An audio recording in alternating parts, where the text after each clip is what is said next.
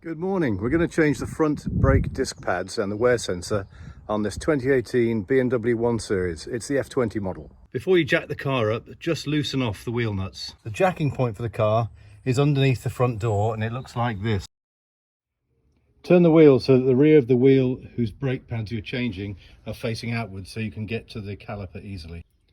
For safety, put an axle stand under the suspension or somewhere else. Lever off this clip here. There are two pins that keep the outside of the caliper on. There's a pin going through here and another one at the bottom here. You've got to take these rubber caps off and then you've got to use an 8mm hex Allen key to withdraw these pins out. When I have those two pins out, either top and bottom of the outside of the caliper will, with some encouragement, pull off. And you'll see one of the discs, one of the pads remains in place. That's the pad that's sprung clipped into the piston, and another pad remains on the main caliper, and this will just slide off. The pad that is sprung clipped onto the piston needs to be pulled out against the spring like that. Don't let this dangle on the brake pipe here. This is just full of hydraulic fluid. Make sure it's tied up or placed on top of the wheel. So you need to wind back the piston into the caliper in order to get the new thicker pads in.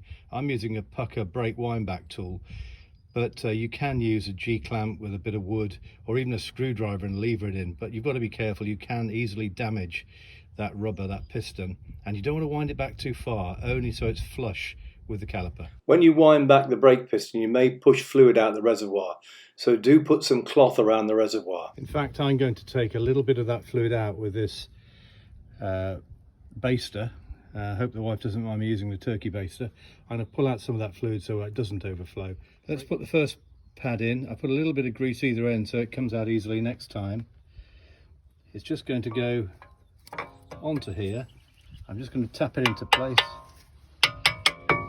The other pad has a spring in the back, and that spring goes into the piston and it just push fits in like so.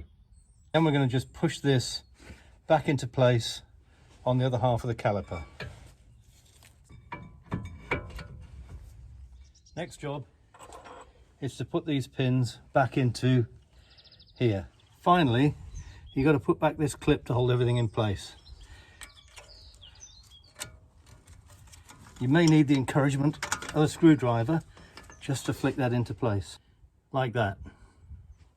Lastly, don't forget to put back the two rubber bungs in the ends of the pivot holes there. On one side, usually the left-hand side, you've got this wire here, which is a brake wear sensor, which if you follow it through, comes up through here, and you need to release that wire at some point, which we're going to do in a minute. Here's a new brake wear sensor. What we're going to do is, this is the end here that's going onto the brake caliper, and this end is going into a box on the car itself. Here's the brake wear sensor on the back of the caliper. Here's the new one, and you can see it's going to slide in. Here's our box here. We're going to open it, pull this out, and separate these two here, put the new plug in, and route the wire back. There's a little tab at the back of this plug that needs to be lifted to enable you to slide the rest of it out. Here's a new one installed, and I've got to replace this old wire here with this new wire here, just following it round. The new one just slots in here like this. There's the final route of that wear sensor. Put the nuts on fairly loosely when the wheel is still jacked up, and remember when you tighten them, you're going to fully tighten them when the wheel's on the ground, and you're going to tighten one, then an opposite one, then another opposite, then another opposite, then another opposite, so that the wheel doesn't go on skew width. And there you go, jobs are good, and should take about an hour. If you're doing it for the first time, reckon on about 2.5 hours. And don't forget you need to reset the computer.